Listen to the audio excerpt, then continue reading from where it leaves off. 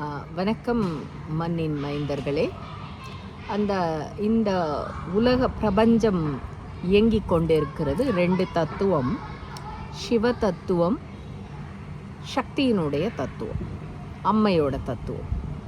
சிவ தத்துவம் பார்த்திங்கன்னா இல்லை, அதாவது எதுவுமே இல்லை அப்படின்ற, அதாவது ஜீரோ, இல்லை என்கின்ற தத்துவத்தை உணர்த்துவது சிவ தத்துவம்.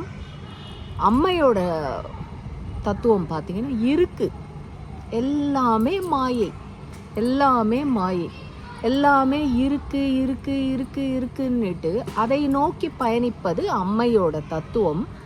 அதாவது நடராஜர் சிலையில் பார்த்திங்கன்னா நடராஜர் வலது பக்கம் சிவ தத்துவம், இடது பக்கம் அம்மையோட தத்துவம்.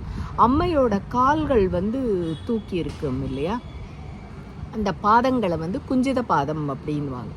அந்த பாதத்தை பிடித்து கொண்டு, அதாவது இருக்கு என்கின்ற ஒரு தத்துவத்தில் மாயையில் உழன்று பின்னாடி நாம் சிவ தத்துவத்தை, அதாவது இல்லை என்கின்ற தத்துவத்தை அடைவது தான் அந்த நடராஜர் சிலை.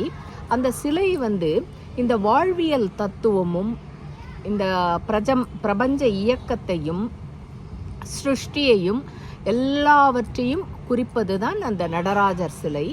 இது சிலைகள் எல்லாமே வாழ்வியல் தத்துவத்தை உணர்த்தும் கோட்பாடுகள் ஆகும். நன்றி, வணக்கம்.